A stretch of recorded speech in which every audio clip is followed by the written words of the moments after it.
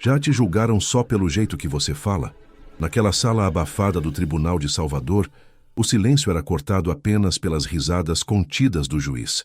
Ele observava a mulher sentada no banco dos réus com desdém. Seu cabelo crespo preso num coque improvisado, a pele marcada pelo tempo e o uniforme bege de detenta pareciam para ele confirmar um estereótipo. Mas foi o jeito dela falar, com o sotaque carregado do recôncavo baiano, que arrancou seu escárnio. Doutor, eu juro... Eu não tava lá na hora. Não tava, é? Repetiu o juiz debochando. E a senhora aprendeu a mentir onde? No barracão da roça? Algumas pessoas no fundo da sala esboçaram risos. A mulher abaixou a cabeça. Não de vergonha, mas de raiva. Os olhos dela estavam acesos, firmes.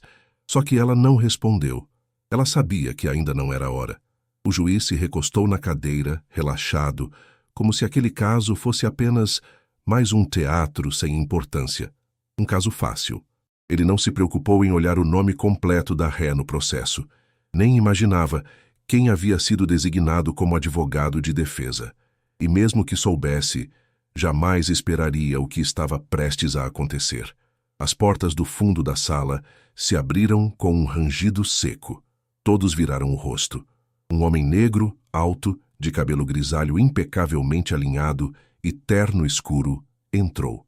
Ele caminhava com passos firmes, postura ereta e olhos fixos no juiz. Boa tarde. Meu nome é Otávio dos Santos. Sou advogado de defesa da ré e também ex-juiz federal aposentado há 3 anos. Essa mulher é minha irmã.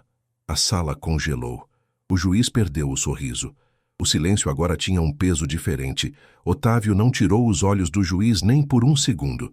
Estava acostumado a ver homens como ele se esconderem atrás da toga, arrogantes, convictos de que sabiam tudo, de que estavam acima de qualquer erro. Mas agora, ali diante dele, o juiz estava pálido, tenso, tentando recompor a expressão de autoridade. A ré levantou os olhos devagar. Viu o irmão e, por um segundo, o que havia nela de dor se transformou em alívio. Mas ela não sorriu. Sabia que a luta estava só começando. Otávio se aproximou da bancada da defesa e pousou lentamente sua maleta. A cada movimento, a sala parecia respirar com mais cuidado. O juiz pigarreou, desconfortável. Doutor Otávio, é uma surpresa vê-lo por aqui. Achei que estivesse aposentado. Estou, mas voltei por um motivo muito específico. Quando vi o nome da minha irmã nesse processo, soube que não podia deixar isso nas mãos de qualquer um. O juiz passou a mão na testa, como se tentasse afastar o suor que começava a brotar. Procurou os papéis à sua frente, folheou com pressa, tentando ganhar tempo, retomar o controle. Otávio se virou para o plenário. Estamos diante de uma acusação frágil, baseada exclusivamente no depoimento de um policial militar com histórico disciplinar duvidoso. Nenhuma prova técnica, nenhuma testemunha. Apenas uma mulher negra, pobre, com antecedentes de um furto antigo, sendo acusada de tráfico com base em aparência. O juiz franziu a testa. A defesa será apresentada no tempo correto, doutor. O senhor conhece os trâmites. Conheço sim, excelência.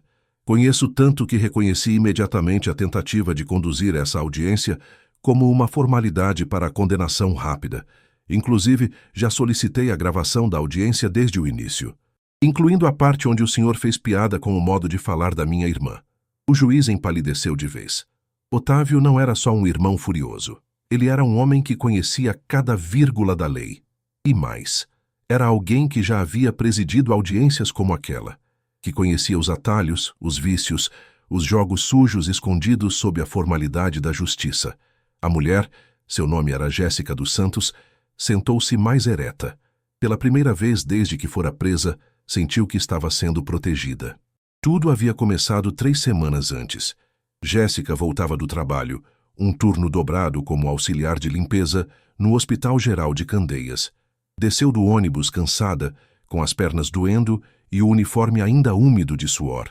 Ao passar pela esquina do Largo da Liberdade, viu viaturas, correria, gritos. Parou. Um dos policiais a apontou. Você, fica parada! Mão na cabeça! Ela congelou. Não entendeu o que estava acontecendo. Tentou explicar que só estava voltando do trabalho, mas não houve espaço para conversa. O policial disse que ela batia com a descrição de uma mulher envolvida numa entrega de drogas minutos antes. Nenhum flagrante, nenhum entorpecente com ela, mas mesmo assim foi levada. E no camburão, ouviu o mesmo policial comentar com outro: pelo menos a gente já tem alguém para apresentar. Otávio ouviu essa história da própria irmã, 2 dias depois, durante a visita no presídio feminino de Mata Escura. Ela tremia, não com medo da prisão, mas do julgamento. Sabia o que acontecia com mulheres negras naquele lugar. Sabia o que acontecia com quem entrava no sistema sem ninguém do lado de fora. Eu tentei ligar para a defensoria, mas, mano, tu sabe como é. Disseram que iam mandar alguém. Nunca mandaram. Eu fiquei lá esperando. Ele ficou em silêncio, segurando a mão dela. Nunca a tinha visto assim. Jéssica sempre foi forte, de levantar da queda antes mesmo de cair direito. Mas agora, ela estava sendo moída. E o que mais doeu foi ver nos olhos dela aquele medo familiar. O medo que a mãe deles carregava quando Otávio ainda era pequeno, nos dias em que a polícia invadia a rua correndo atrás de algum jovem da favela. O medo que ele tentou apagar quando passou em direito, quando virou juiz federal, quando saiu da periferia para ocupar cargos que poucos negros ocupavam. Mas ali, diante da irmã presa, ele soube. Aquele medo nunca tinha ido embora. Tinha apenas mudado de roupa. Na audiência, enquanto o promotor lia o relatório policial, Otávio fazia anotações rápidas, cada frase vaga, cada contradição. O juiz evitava seus olhos.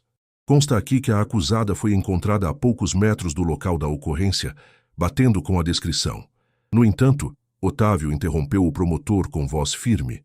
A descrição dada no boletim menciona uma mulher com tatuagem no braço esquerdo. Minha irmã não tem nenhuma tatuagem. Além disso, a suposta fuga se deu em direção oposta à qual ela estava vindo. O juiz tentou interromper. Doutor, isso será analisado na fase de produção de provas. Não, Excelência. Isso é base para pedido imediato de relaxamento de prisão. Minha irmã está há 3 semanas encarcerada injustamente, com base em uma descrição genérica e nenhuma prova material. O promotor se remexeu, desconfortável. Sabia que o caso era fraco. Sabia também quem era Otávio dos Santos, um nome respeitado. Tinha sido o primeiro juiz negro da 3ª Vara Federal da Bahia, um nome que não se comprava, não se intimidava. Jéssica olhava para o irmão como se ele fosse outra pessoa. Um homem que ela mal reconhecia naquela postura firme, elegante, palavras afiadas como lâminas. Mas ali estava ele, inteiro por ela. E isso a fez respirar fundo pela primeira vez em dias. Excelência, Otávio prosseguiu. Com base no artigo 310 do Código de Processo Penal, peço o relaxamento imediato da prisão por flagrante ilegal e ausência de indícios mínimos de autoria. E se este pedido for indeferido, requeiro a substituição por medidas cautelares, com base na primariedade da ré, sua residência fixa, vínculo empregatício e ausência de risco à ordem pública. O juiz respirou fundo. Sabia que não poderia manter a postura de antes, sem se comprometer ainda mais. A decisão será proferida em instantes. A audiência está suspensa por 10 minutos. Otávio assentiu. Levantou-se. Virou-se para Jéssica. Você está comigo agora. Ela não respondeu com palavras. Mas seus olhos disseram tudo. Na sala reservada, o juiz sentou-se à mesa com o promotor.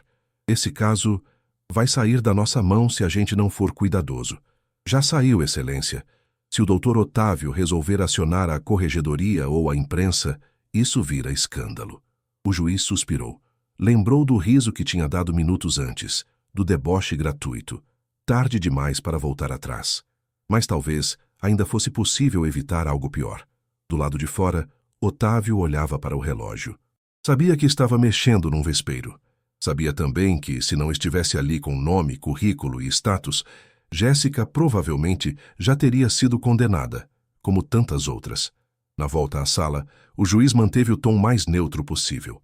Analisando os elementos dos autos e considerando os argumentos da defesa, esta magistratura decide pela revogação da prisão preventiva da ré, substituindo por medidas cautelares diversas, a serem especificadas no termo de audiência.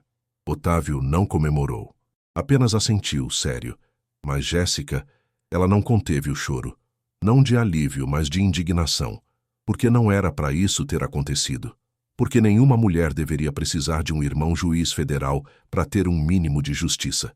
Otávio se aproximou dela, pousou a mão no ombro da irmã. Isso não termina aqui. E ele sabia que não terminava mesmo, porque enquanto tantas outras Jéssicas ainda estivessem sendo presas, esquecidas, condenadas sem defesa, o dever dele continuava. Dentro ou fora da toga. Na semana seguinte, a história de Jéssica já tinha atravessado os muros do tribunal e começado a circular nas redes sociais. Primeiro como um sussurro. O ex-juiz Otávio dos Santos voltou da aposentadoria para defender a própria irmã. Depois como um grito. Presidiária negra é humilhada por juiz, mas tudo muda quando seu advogado entra na sala. Os comentários eram divididos. Uns elogiavam Otávio como herói. Outros questionavam. E se não fosse irmã dele? E se fosse só mais uma sem ninguém para defender? Essa pergunta doía mais do que qualquer outra, porque Otávio sabia a resposta. No dia da liberdade provisória, Jéssica saiu do presídio com a mesma roupa com que entrou. O uniforme bege tinha sido substituído por uma calça jeans velha e uma blusa de malha que Otávio trouxera. Mas nada daquilo limpava o que ela viveu. Mano, tu acha que isso vai acabar de verdade? Acabar não, mas a gente vai começar. Otávio já tinha dado entrada em um pedido de indenização por prisão ilegal e estava reunindo dados para acionar o Conselho Nacional de Justiça sobre a conduta do juiz. Mais do que isso, começou a articular, junto a outros advogados, um coletivo de defesa de pessoas negras vítimas de prisões arbitrárias. Nome provisório: Justiça não tem coroa. Jéssica, por sua vez, não queria câmera nem entrevista, mas topou contar sua história numa roda de conversa num centro cultural de São Marcos, onde foi recebida por outras mulheres negras que também carregavam cicatrizes parecidas. Lá, pela primeira vez, ela se ouviu em voz alta. Ouviu sua dor se transformando em denúncia. Eu fiquei presa 20 dias porque alguém achou que eu tinha cara de envolvida, e eu quase aceitei isso como normal. As mulheres balançavam a cabeça. Entendiam. Mas não é normal. E o que mais me assusta é saber que se meu irmão não fosse quem é, talvez eu nem tivesse saído. Otávio assistia em silêncio do fundo da sala. E naquele momento, soube que sua irmã estava voltando. Não a mesma. Talvez mais dura, mais cética, mais inteira. Dias depois recebeu um convite. Participar de um encontro nacional de juristas negros em Brasília. No painel sobre racismo institucional, convidaram-no para falar sobre o caso de Jéssica e sobre os limites da justiça quando ela é cega, mas só para alguns. Otávio aceitou. Na sua fala, lembrou de quando passou no concurso da magistratura, dos olhos tortos que o seguiam nos corredores, do colega que perguntou se ele tinha entrado por cota e da primeira vez em que sentou na cadeira de juiz e viu um réu negro sorrir aliviado só por ver alguém como ele no comando da audiência. Mas hoje eu venho aqui não como juiz nem como advogado. Venho como irmão, como homem negro que entendeu, tarde demais, que os cargos não nos blindam da dor coletiva e que, se a justiça não alcança todos, ela é só mais uma forma de violência. A plateia ficou em silêncio, um silêncio cheio de peso. Ao fim, uma jovem estudante de direito se aproximou. Doutor Otávio, eu tô no 2º semestre. Sou da favela do Cabula. Quase desisti ano passado. Mas ver o senhor aqui me fez acreditar de novo. Ele sorriu. Tocou o ombro da garota com gentileza.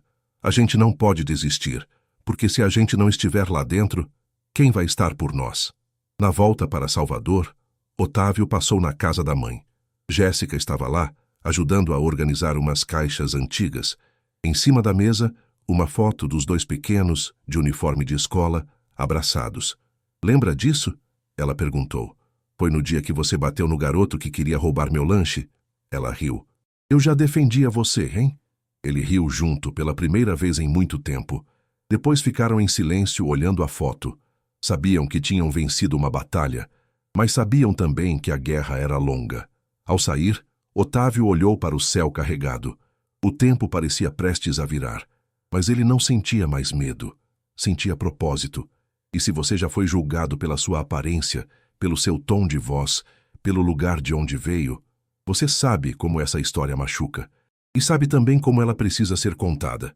Por isso, se essa história te tocou, inscreva-se no canal, porque enquanto mais vozes se levantarem, menos silêncios serão impostos.